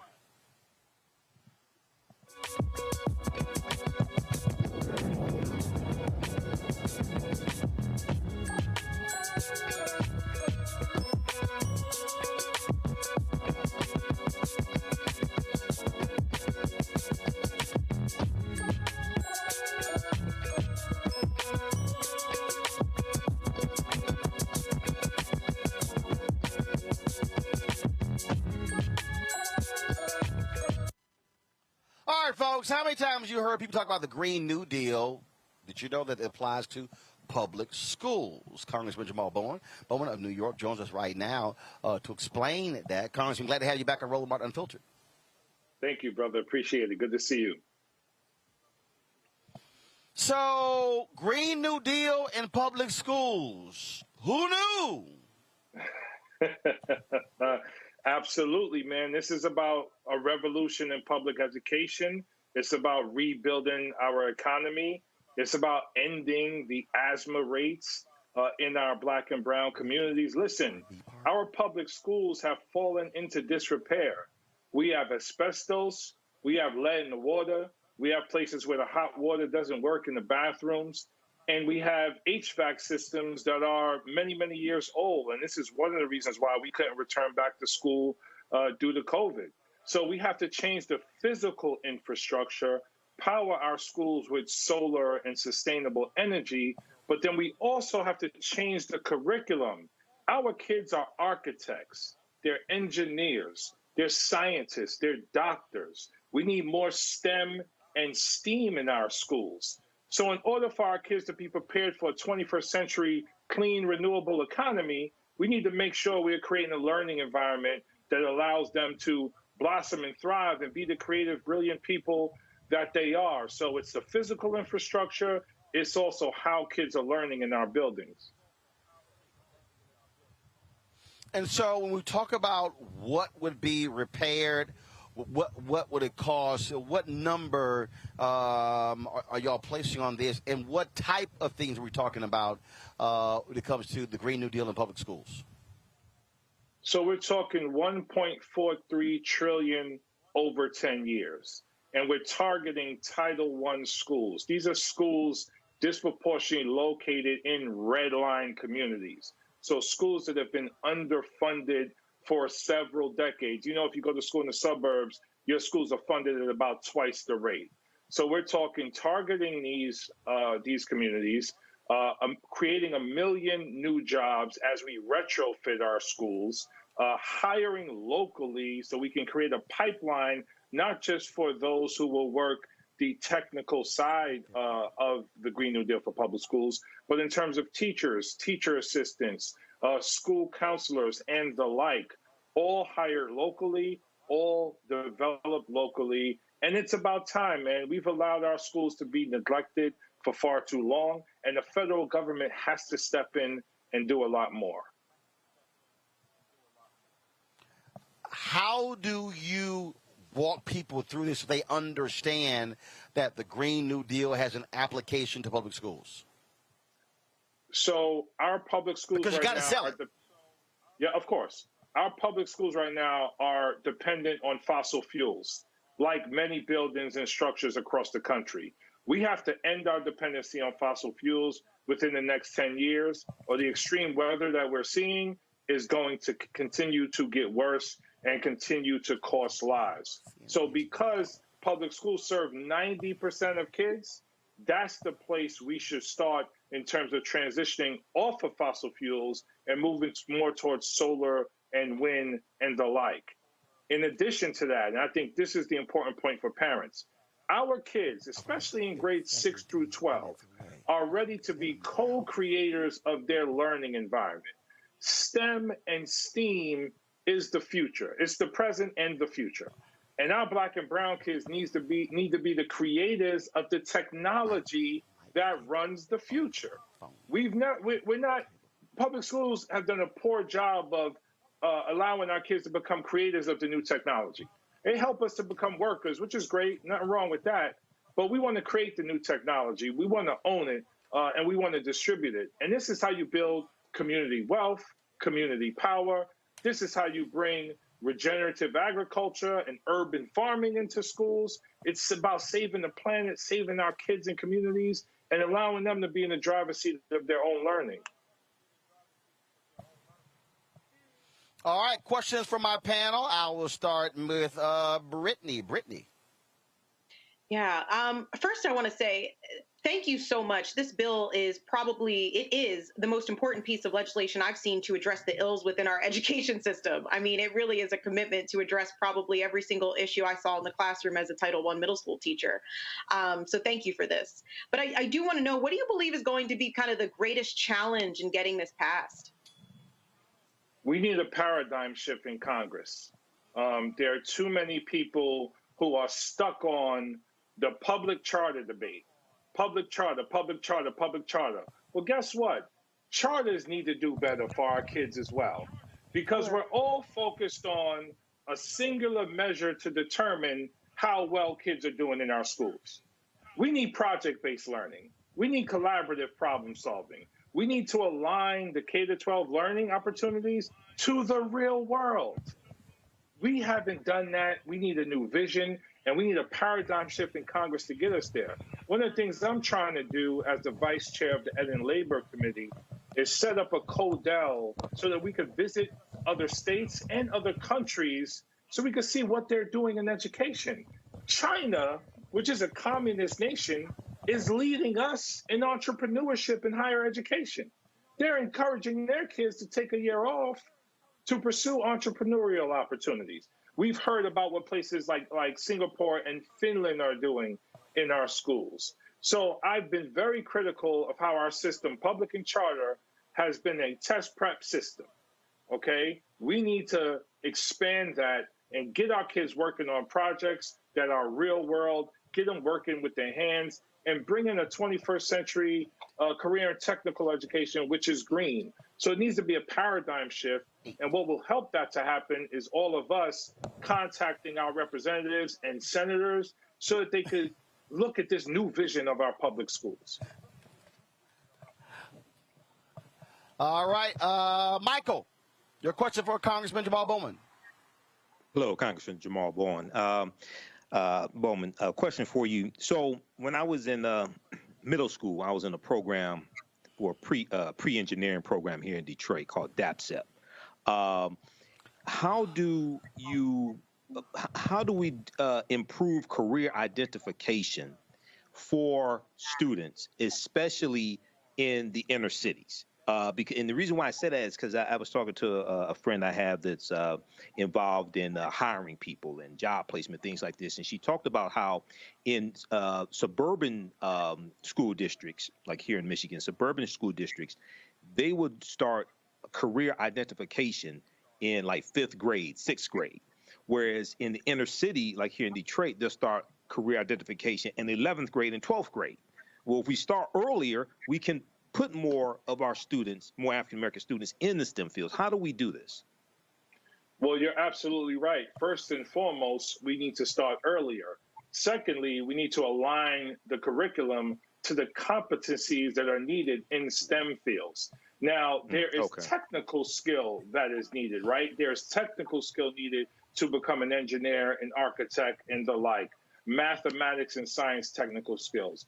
There are also adaptive skills and soft skills that are needed as well, like organizational skills, time management skills, curiosity, creativity. Our schools are starving for more creativity, and our kids want it badly. And it's my belief if we implement, first of all, this is a K-12 vision. If we implement more Montessori education, more culturally responsive education, Reggio Emilia and the like, beginning in early childhood, our kids will learn to become self-directed learners, collaborative learners, and learners in a formal setting, while acquiring the skills needed to thrive in the 21st century economy. And just as you said, they do it in the suburbs already. They do it in private schools already. Our kids, because of institutional racism in the education system, it is believed that we need formal, rigid instruction, and that's the only thing that could help us to survive. Whereas we know the truth of the matter is we've built nations before we engage with Western civilization. So we have to tap back into the magic that we have as Black and brown people. All right, thank you. All right, then. Dania Joseph, your question for Congressman Jamaal Bowman. Congressman Bowman, first and foremost, I just want to say that this is the kind of bold policy making that I'm talking about, and I think every member of Congress should be doing. I just wanted to ask about the $250 billion in resource block grants. What kind of programs, what kind of resources are you hoping to see schools create out of this funding? First, we have to start local. There are people in our communities who have a tremendous amount of gifts and talents that they could be contributing to the schools. So how are the schools partnering with these community-based organizations and bringing them into the schools to provide additional resources and support? In my school, when I was a principal, first of all, our school was open 7 days a week. We were open late into the evening, and we partnered with a series of community-based organizations to come in and do additional programming. One program idea we brought in was something called Genius Hour.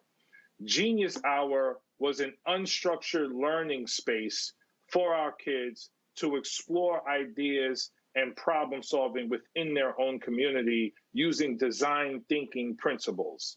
This was facilitated by a community-based organization that we brought into the school to help facilitate that. Schools are not and can no longer operate in isolation, in silos. We are the heartbeat of a community, and we have to work with community-based organizations and small businesses and others in our schools to really unlock the full potential of our kids. So that's part of it, in addition to the retrofits and the solar work that's going to be done, in addition to the additional staff members that we're going to bring in as well to lower class size and really zero in on what our kids need. All right, then. Congressman Jamaal Bowman, man, we certainly appreciate it. Thank you so very much for joining us. You're certainly welcome back on Roland Martin Unfiltered anytime. Thank you so much, brother. Peace and love to everyone.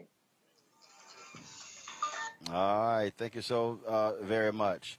Folks, we certainly appreciate School Choice is the Black Choice, sponsoring our Education Matters segment. I got to sit here and go to a break. We come back. I want to have some final thoughts about voting rights in this country, as well as talk about tomorrow's big rally taking place here at the Texas State Capitol in Austin, Texas. We'll be back shortly on Roland Martin Unfiltered. The same forces that are trying to pass these bills across the country, but here in Texas, to, yes, suppress, to stop, to undermine the vote. The same folk that block you from having living wages are the same folk that wouldn't fix your utilities problem. In this time, when our voting rights are under attack and economic justice is being denied, we're launching a season of nonviolent moral direct action to demand 4 things by August the 6th.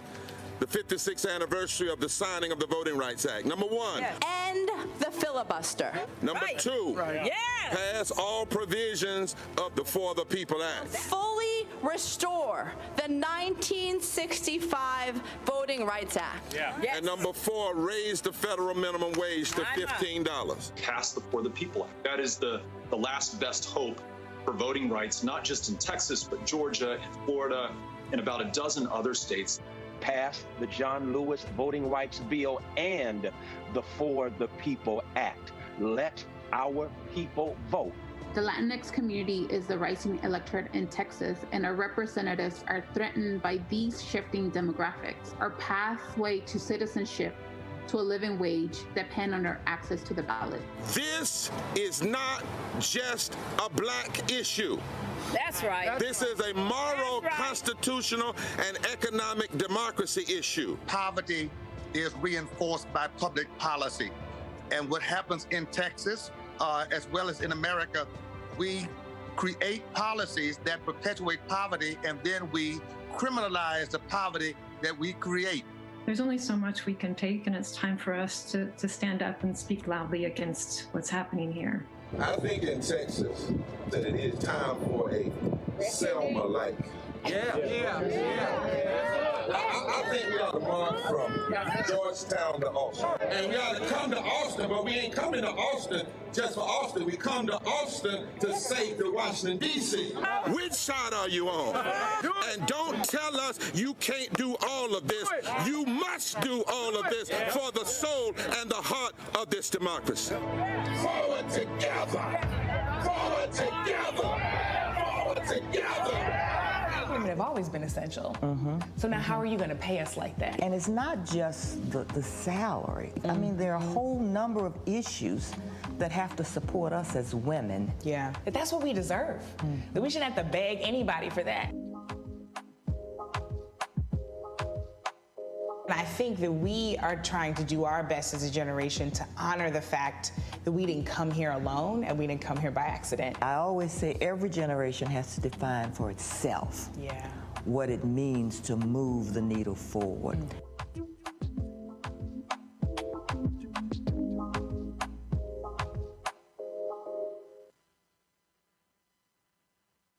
Hello, everyone. I'm Godfrey, and you're watching Roland Martin Unfiltered. And while he's doing Unfiltered, I'm practicing the wobble.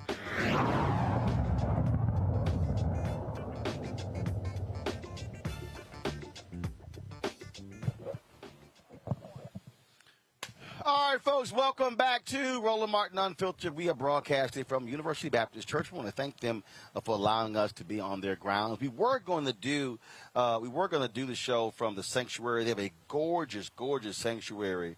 But Henry said that he wanted to really feel like we were just like sitting in the driveway, just chilling. And so that's why we here outdoors. So, you know, I mean, it's always important, Brittany, I think, to have some country folk work for you. And, you know, sometimes so we're just out here and, you know, him and Anthony over here kicking it back, just feeling the breeze, you know, because it's shaded, you know, and it's like, you know, it's let's see here, it's 6:51 here. The temperature's not that bad. Well, that's a lie. Damn, I ain't realize I didn't realize it was 93. See, let me tell you, Daniel, where you from? Where you from? I'm in California. Okay, I know nothing about that struggle. No. I asked you. Wait. No, you said you in California. Where you from? And not you doing the where you from, Belize. I asked where you from, not where you live now. Where you from? It's been a while since I've gotten that. I'm from Belize, Central America. Your ass from Belize ain't no cool climate country. It's not. See, it's I knew right there. See, I knew right there, Brittany. I knew right there. Nekia was trying to be bougie, trying to be one of these California bougie people. Like, I'm sorry, we don't know about that because I'm from California. No, your ass live in California. But not to you that ain't degree of from humidity, California. Nah. See, right there, Michael. That's what really. See, I'm on these church grounds. I'm trying not to cuss Nekia out right now. If Reese was here, we'd be. See that? I'm just saying. That's what. First of all, Nekia, let me help you out. This is a really, really black show. Okay. Yes. This is like a blackity black, really black show. Right, but you try to be a little bougie right there. Like, no, I'm from California. We don't quite know about that heat, and so I had to go old school on her, Michael, by saying no.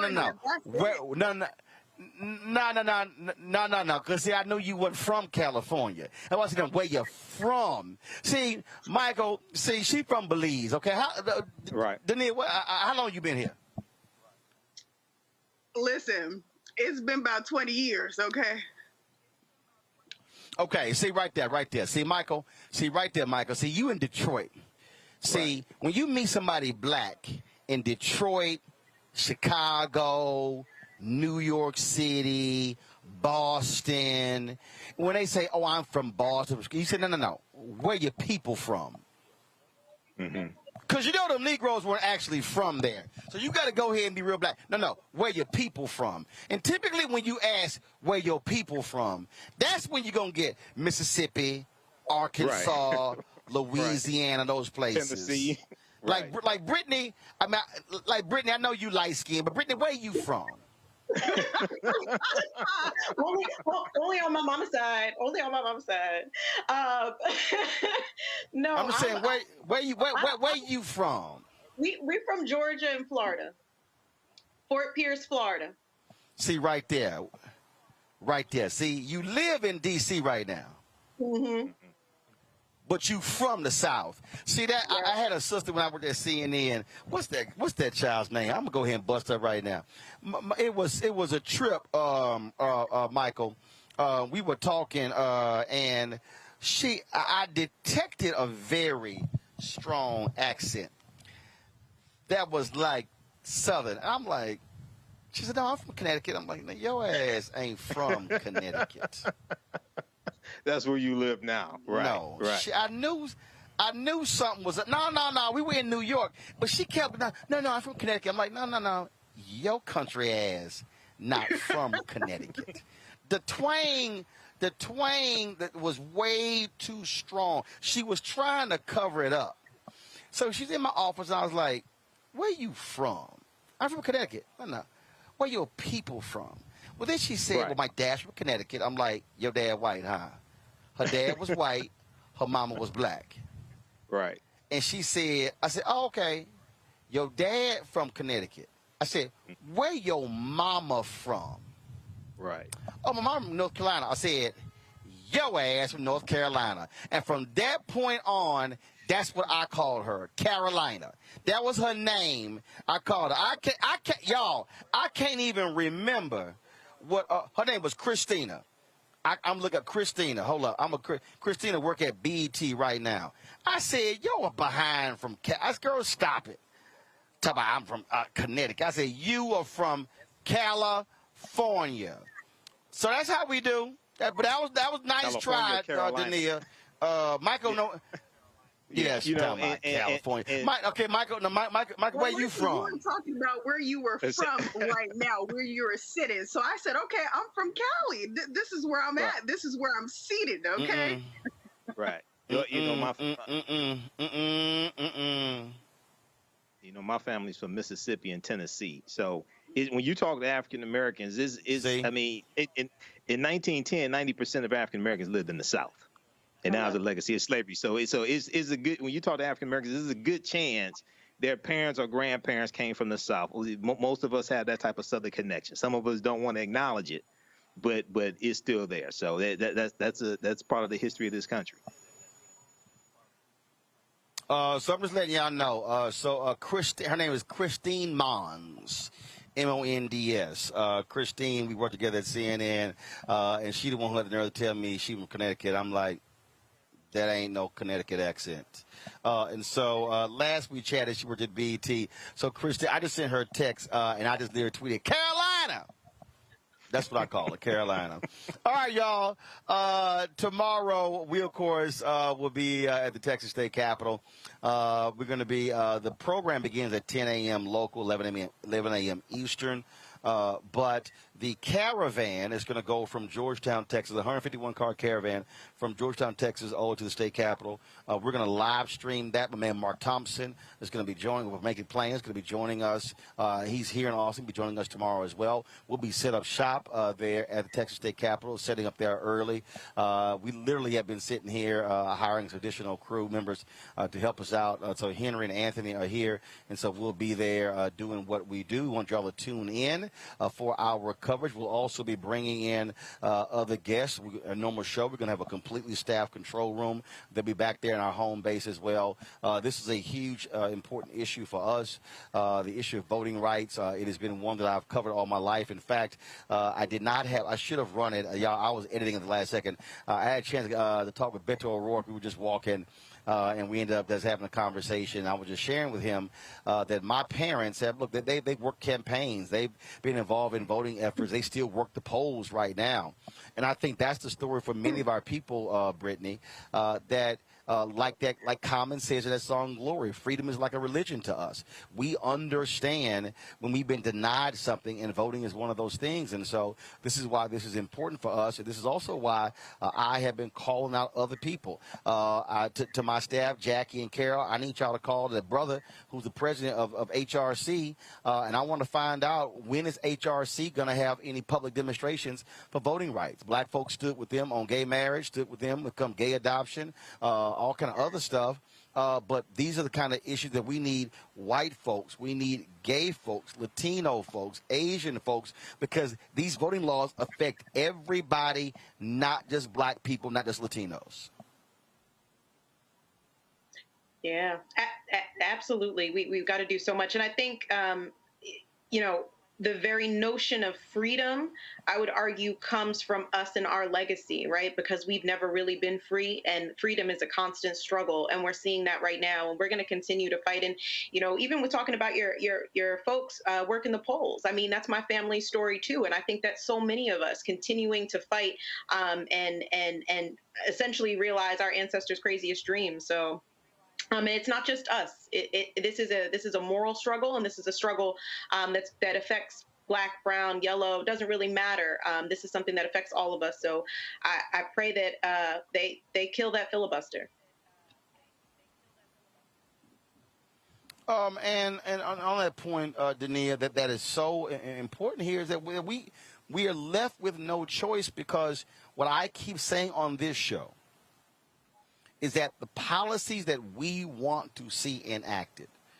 We talk about student debt relief. Yes, sure, Speaker Nancy Pelosi said President Biden shouldn't do that, but the bottom line is Senator Elizabeth Warren came out and said, no, he actually has the authority. That disproportionately impacts us. We talk about health care. When we talk about climate change, we talk about environmental racism. I can go down the line, the issues that impact our people. And so we can't just sit here and act like, well, it's all about a voter ID. No. What they are doing, what the Republicans are doing, it is not about voting. It's about policy. It's about power.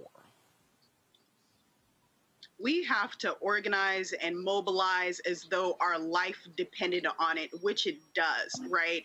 We have to mobilize as though Trump was still in office. One of the good things, if I could even say good things, that came out of the previous administration is that it forced everybody, even the privileged, right, who had once been shielded under their privilege, to come out and to be on the streets and to mobilize, because for one of the first times, people couldn't ignore the fact that Black people were being killed by the police. People couldn't ignore the fact that Black and Latino and Indigenous people were being disproportionately impacted by this global pandemic, right? Everything happened simultaneously. The fight for racial justice, the fight for us to defund the police, the movement for Black lives, the global movement for Black lives. And I think we have to bear in mind what Dr. King said in the letter from Birmingham.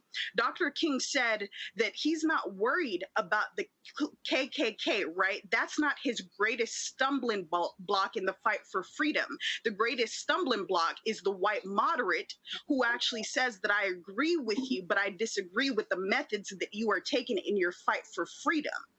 So our problem is the white moderate, right? Where it comes time for election and re-election, and those votes are needed and promises are being made. But when it comes time for the day-to-day task of fighting for those who are most marginalized among us, then all of a sudden it's crickets, right?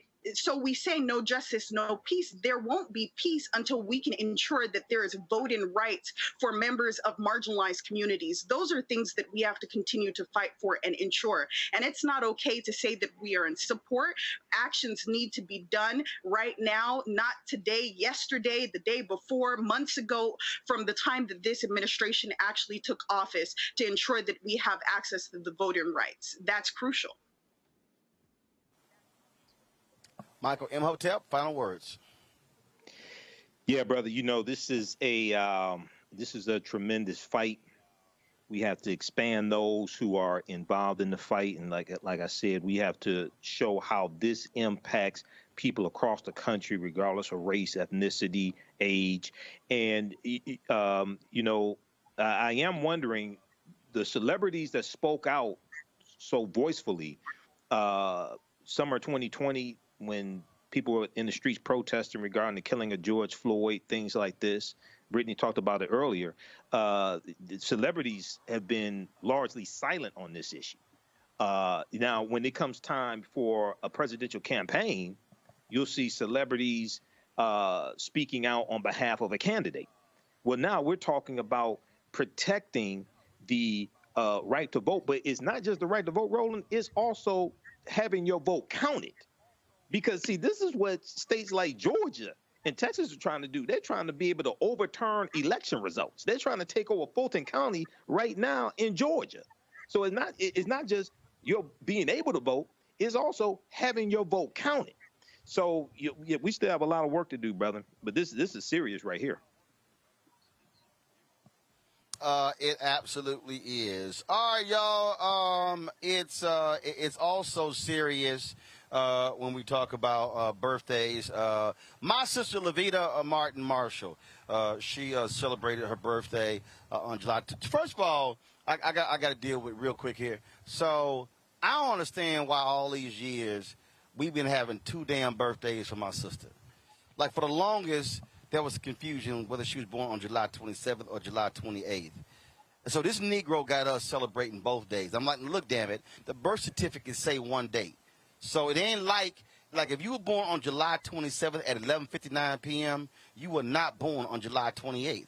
So I don't understand why like 2 cakes and all this nonsense. Go to my iPad. Y'all, show it. No, put a face up there. Put a damn face up there. This photo I took last year, okay. Y'all see my iPad? You're right. That's my sister Levita. She the oldest girl in our family. She number 3 kid. She behind me. And so, y'all, she just sent me a text. She said, shut up. She said she celebrate birthday Eve. See how Negroes are? And so I'm going to give her age. She's 51 years old. She turned 51. I told her, pick a day. We ain't doing this 2-day stuff anymore. Enough with that. No more 2-day stuff, okay? That's it. Pick a day. 27th, 28th. Okay? Call the Bureau of Vital Statistics, get the actual birth certificate, because I'm tired of sitting here on the family group chat looking at Happy Birthday Levita for 2 doggone days. Okay? Enough. Enough. All right. All right, y'all. Y'all know how. See, right there. See, there y'all go. There y'all go. First of all, you were not born for a month, okay? You were born on a day. It's a birthday. See? Y'all take this stuff too damn far with all these. See? What do you mean, who said that? Nah, see, I'm surprised y'all ain't. I'm surprised y'all ain't sitting here celebrating. You know how long your mama was in labor. I'm surprised we ain't celebrate. You know, like for instance, I was born November 14th, so clearly my parents had sex on Valentine's Day. I'm a Valentine's Day. Do the math. February 14th, November 14th. That's exactly 9 months later. My brother, Reginald, was born November 13th. He a Valentine's baby, too. In fact, him and his wife, we know they were knocking the boots on Valentine's Day as well because his son was born November 12th. So, look, so I'm surprised y'all ain't celebrating, you know, the first, second, third trimester. I mean, come on, y'all just stop, okay? That's a good idea. One day. Y'all get 1 day. See, right there. Right there. I'm done with y'all. I'm done. Okay, all right. So, last question, since that's where y'all from. So, Nekia, what's your little sign? I'm a Virgo. Can't you tell? I don't even know what that means. Brittany, what's your little sign? I'm a Cancer. I still know what that means. Michael, what are you? I'm a Gemini. Ooh. I don't even know. I'm just letting y'all right now. June 7th. I don't even know. Y'all, black people come up to me talking about, ooh, you a Scorpio. I'm like, what the hell that mean? Oh, you this, you that. Go on with that. Y'all go on with that. Y'all kill me with all them signs, wonders, and miracles. Okay, gotcha. Y'all, if y'all want to support what we do here at Roland Martin Unfiltered, the blackest show out here, ain't no show on MSNBC, CNN, Fox, ABC, NBC. Well, we know ain't no show on Fox that's black. ABC, CBS, NBC. We blacker than Black News Channel. So if y'all want to support us, what we do, y'all can support us. I think I woke Henry up. He over here napping on that one. He'd laugh at that one. Y'all will support us at Cash App, $RM Unfiltered. PayPal is R Martin Unfiltered. Venmo is RM Unfiltered. Zelle, Roland at RolandMartinUnfiltered.com. Also, Roland at RolandSMartin.com. If you got a credit card, y'all can go to Roland Martin Unfiltered and y'all.com, and y'all can support us in terms of what we do. Don't forget, tomorrow we're at the State Capitol for the March for Democracy rally. I appreciate it. We always end every show. First of all, Nekia, Michael, and Brittany, thank you so very much, y'all. This is Nekia's first time. She been sitting here avoiding us like the Delta variant for the last decade. Then I finally get a DM from her. She was like, okay, I can do your show now. That either means she left a job or she quit a job. One of the two. That's what that means. But she now can publicly talk on our show. Okay, I'm saying like I've been asking the sister for like a decade. I've been following her on social media. I'm like, all right, you know what? That'd be an interesting perspective on the show. She's like, okay, I love to do the show. 7 years later. But it's all good, though, because it ain't like you've been avoiding us like Nancy Pelosi. Y'all, yesterday was the 1 year anniversary of Nancy Pelosi not doing our show. I sent an email to Stephanie Cherry, who's black, who's her director of media affairs, on July 20th. Actually sent to Ashley Etienne, who was in office. Ashley forwarded to Stephanie Cherry. And for the last year, we've been emailing Stephanie, and all we get, Nancy Pelosi unavailable. Every Democratic presidential candidate did our show. Senator Majority Leader Chuck Schumer did that show 5 times. Clyburn, CBC chairs, numerous members. But Nancy Pelosi, she ain't got time, no black media. I always see on CNN and MSNBC. And the only reason she did Joe Madison's show, because Joe went on the air and said, I stand with Roland. I've been asking her for years and she didn't come on. Her staff hurried her on his show 2 days later. April Ryan, when Nancy got an interview with April Ryan a few weeks ago, April been trying to get an interview with Nancy Pelosi for 2 years. She said, Roland, thank you because it wasn't for you, I wouldn't be getting this interview. And so I'm just letting y'all know, and speaking of Nancy Pelosi's office, because one of my peeps reached out to them and they said, well, does he think by him calling us out and bullying us, this is going to make us want to interview with him? Well, guess what? Hell, you ain't done one me being nice. So guess what? I'm just going to keep calling y'all out. Because you know what, Nancy? You're going to need black votes if you want to stay Speaker of the House. So I suggest Stephanie Cherry and Drew Hamill in the office. I suggest y'all get together, come up with y'all black media plan. Because if y'all don't get black votes, you are going to be the House Minority Leader and not the Speaker of the House. I'm just saying. We always end the show on Friday with our Bring the Funk fan club list. Let's roll that thing. I'm going to see y'all tomorrow. We about to get out this heat and go get us some barbecue. Hi!